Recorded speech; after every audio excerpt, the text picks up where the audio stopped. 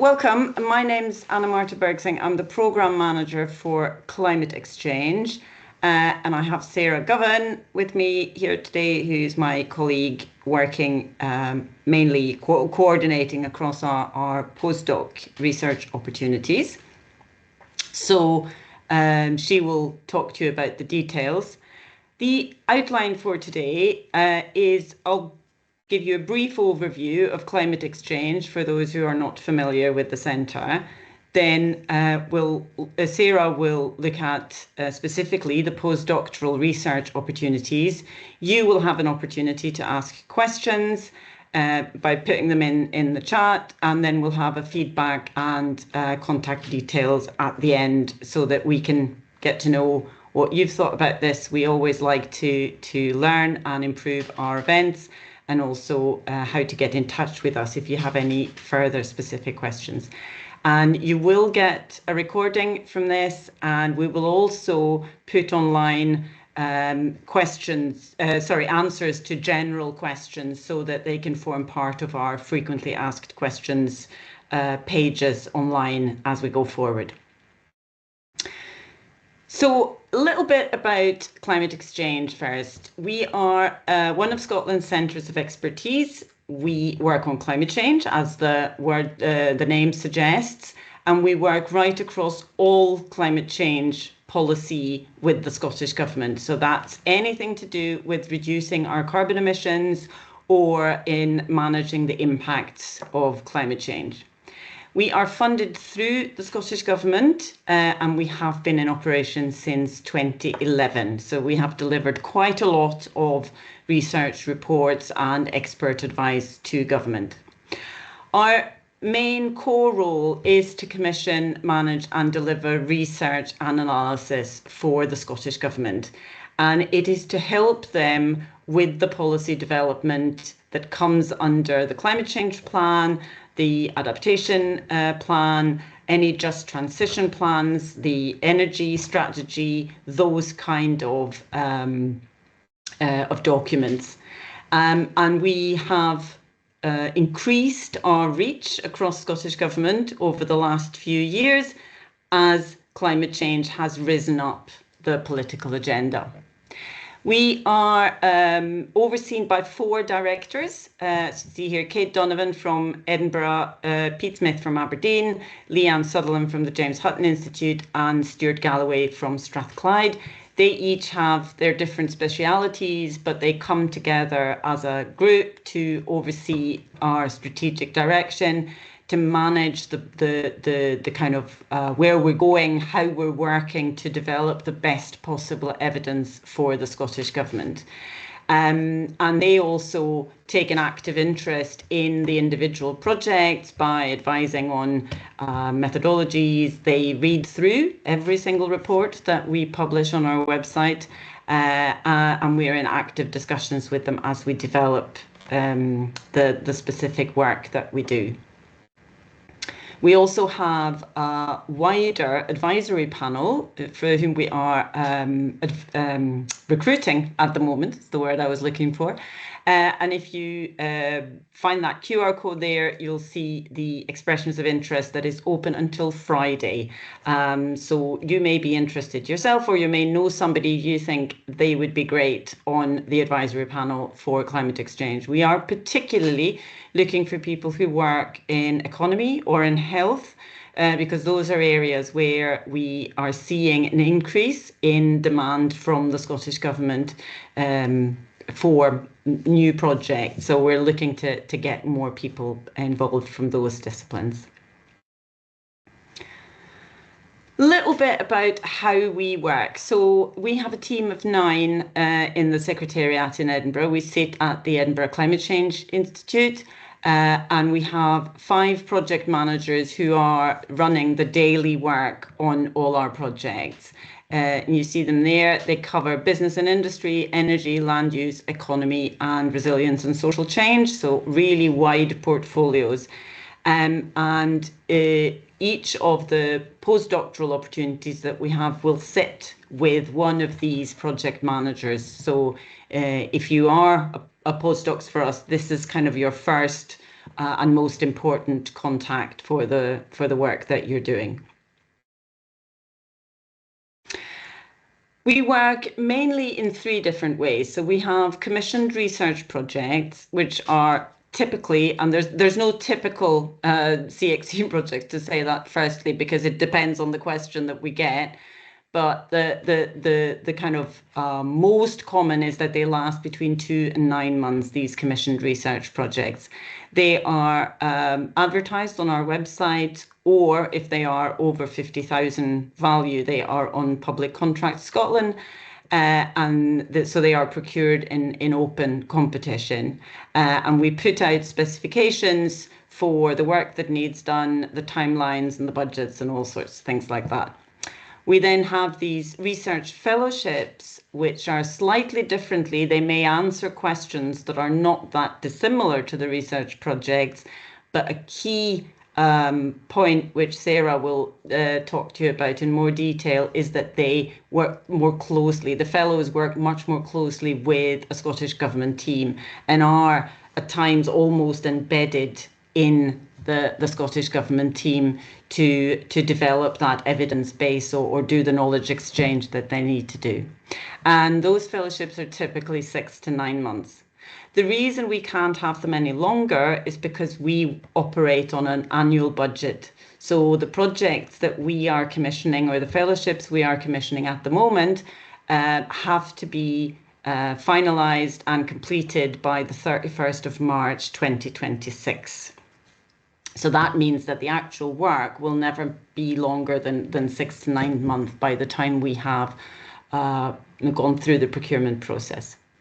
The third way that we work is through workshops and facilitated discussions, events, roundtables, all those sorts of bringing together people to explore issues and identify the knowledge around a particular issue or the specific research gaps that need to be looked into.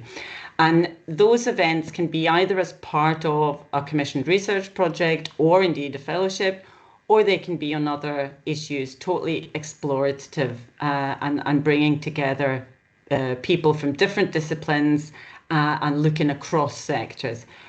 Almost all of the work we do take a cross-disciplinary approach, because that is the nature of climate change and action on climate change. And we'll go into more about the postdoc fellows. So that was a little bit about kind of the how it works overall. And I'll pass you on to Sarah, who will talk more on the specifics of these postdoctoral research opportunities that we have open at the moment. Sarah. Thanks, Anna Marta. Hi, everyone. So I'm Sarah Govan and I manage the projects for climate and land use.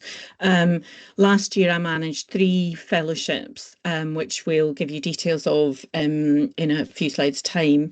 And this year, we're moving on. We have 4 advertised at the moment that you see listed on the screen here, and we're possibly going to have another 2. So keep an eye on our website, keep an eye on the adverts to see what new ones are coming up. I'm not going to go into the detail of any of the specific projects today. Each of these has a different project manager, and if you have any specific questions, do please look at the specifications and come back to us on the contact details that are there. What I want to do today is just give you a sense of what we mean by a fellowship, how they work, what you can get out of it, and also what you can expect. There are so many different kinds of fellowships that we don't want to waste your time, but we also want you to feel the potential of the kind of flexibility that there is of joining these pieces of work if they look like there's something that will work for you and your expertise. I'm going to do that thing. If Christy, could you go on to the next slide, please? Thank you. So just a couple of key points. You'll see if you've managed to have a look at any of the projects that are advertised already.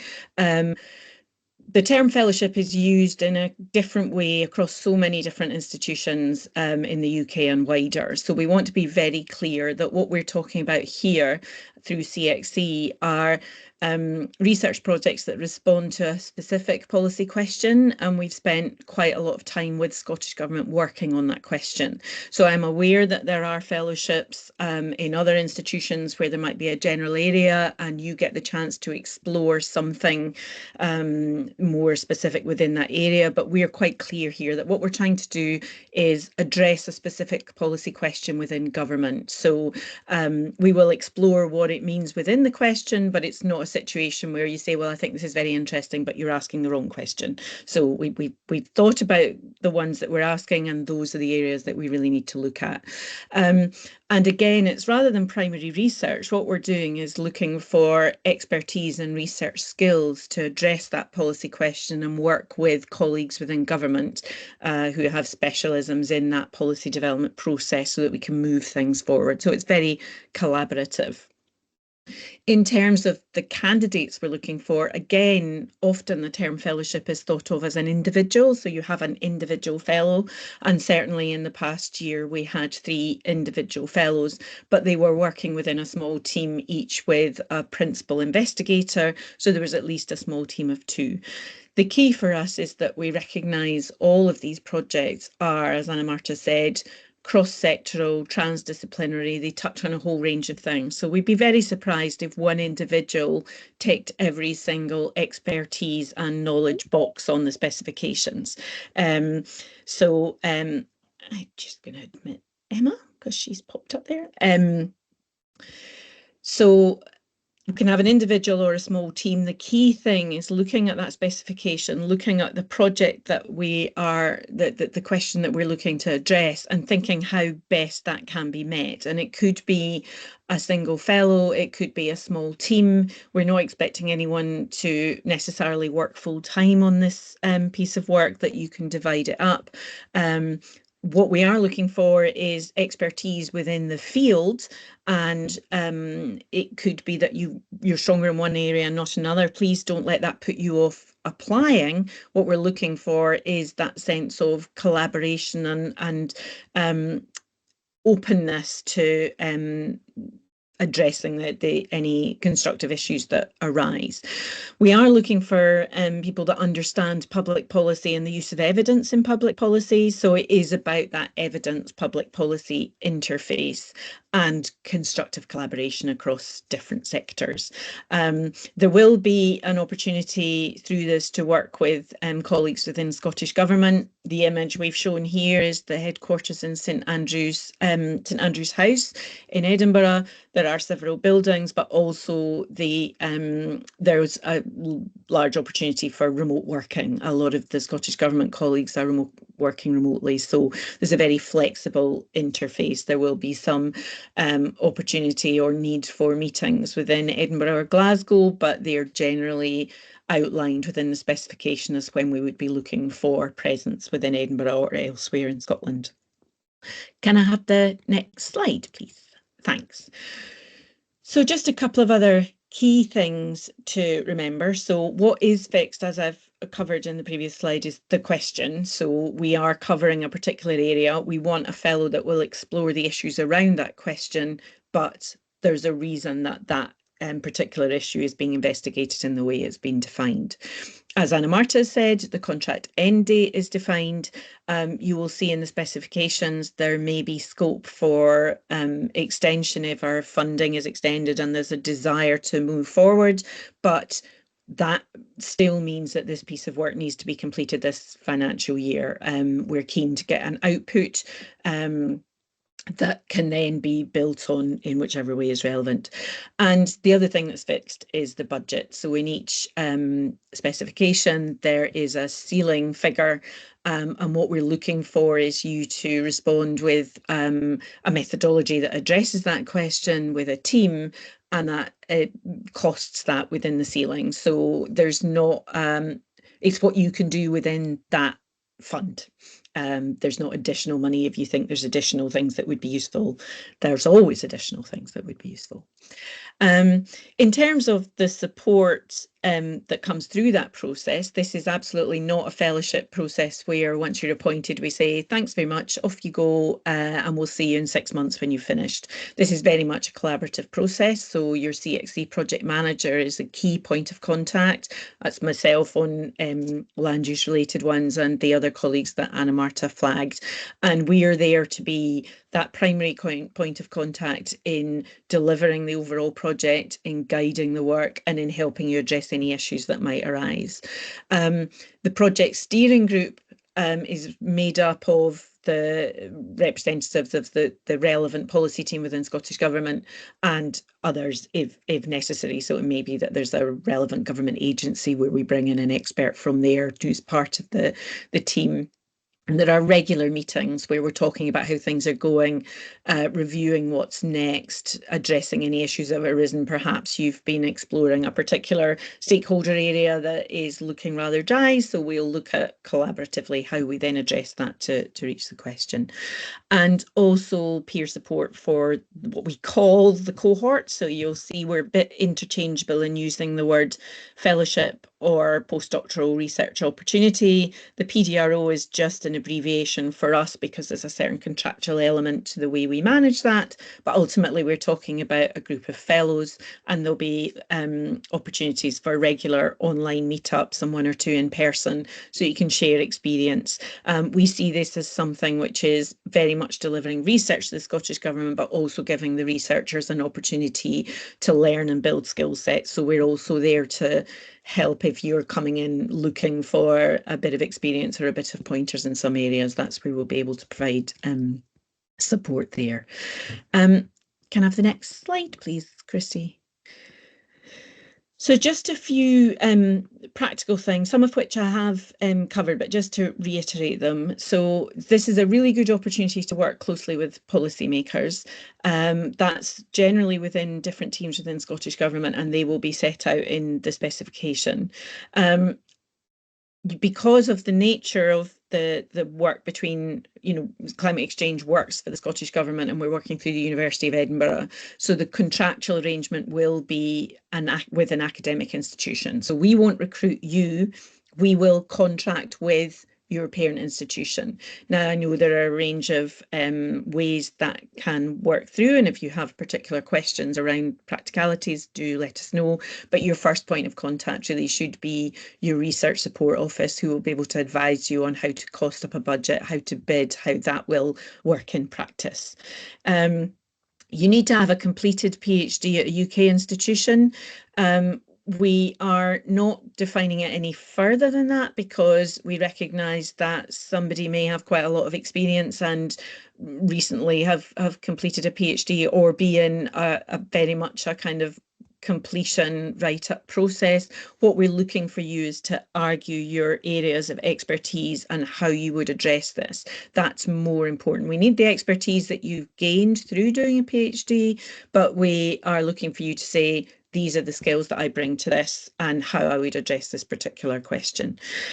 You'll also see here that it needs to meet the civil service criteria, and I'm going to touch on two things with that. So one of the key benefits to both the Scottish Government and to the fellow is that you'll work closely with that policy team, and that means accessing certain documentation or certain meetings where it's easier for you to be embedded within that team.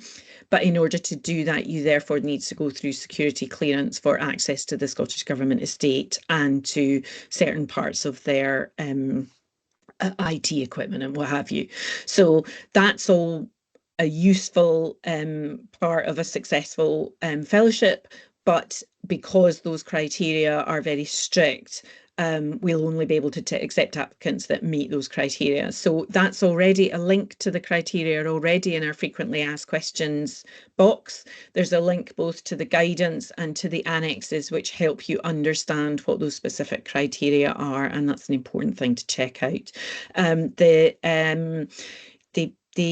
thing that Christy's got on the slide, which I've now forgotten the name of, that's got all the black and white boxes, whatever you call that, that's a link to our frequently asked questions page. So please do check out the details that are there. Another couple of things, as I've said already, it doesn't need to be full-time, and what we're interested in is how you can respond to the question, the question that we're asked within the terms that we're looking for and within the budget. So think flexibly in that sense, apart from those fixed elements of the end point and the budget ceiling. So really interested in yours kind of create QR codes. Thanks, Anna Marta. Honestly, a wee blank moment there. So yes, again, a reference to those frequently asked questions, and we will be adding to those if we get any general questions. If we get specific questions for specific projects, that's handled in a different procurement manner. So what we would do is publicise the question and the answer under the particular project tender page so that every potential bidder can see that, but that's only for individual projects. This is about looking at the PDRO process in general. So hopefully, can I have the next slide, please, Christy? Yes, so as I mentioned, we had CXC's had fellowships for a number of years, but the 3 that we appointed last year were in a slightly different style. So a style where we're appointing, we're not appointing an institution to then recruit a fellow, we're appointing a team effectively. And if you want to learn more about the fellows that were working last year, each of them has done an interview for our podcast series. The banners are here and the QR code is also there to take you to them. All 3 reports are in preparation, and the evidence for healthy soils was published on Thursday. So there's a link alongside the blog and podcast to that final report. So do take a look and have a look at what how we present the information. So we use a baseline template, and we expect fellows to use that template to report, but obviously each project is very specific in what we're doing, and what we're going to do is say, well, how do we need to present this information? So there's flexibility. Definition on the outputs, however, will be in each specification, and that's the kind of outputs that we're looking for. Each one will say whether we're looking for a report plus any specific articles that come in addition to that. The reports for policy, diet and climate and for peatlands will be due out in the next 2 or 3 weeks. But hopefully if you can listen to those and check the blogs, you'll get a sense of the benefits to you as a fellow. And really, you know, each of the fellows we had last year were really, they got quite excited about the opportunities that they had to meet with government and to present the results of their work. It's also worth noting that we have done previous webinars that are general project related about how you enhance proposals. That's going to be useful for anyone that's considering bidding, and also tips for writing research proposals. On our website, we also have information on how to present a report. I think it's very important to say that all CXC outputs, there's a presumption that they will be published and they must be written in plain English. Our audience is a non-technical policy specialist audience, so they are not daft, but they don't understand abbreviations across different sectors and across different disciplines. So we're very clear that this needs to be readable to someone out with that particular discipline. The ClimateXChange Secretariat help you with that, but we also need you to be thinking about how you approach that knowledge exchange and plain English publication process. So yes, do check out the QR code there and listen to and check out the blogs from the previous projects. And so as a reminder, this is the QR code for the invitations to quote. It will take you straight to the research calls page. That page includes all projects that are open just now, both postdoc research projects as well as our wider contract projects, but please do review them and check out the specifications.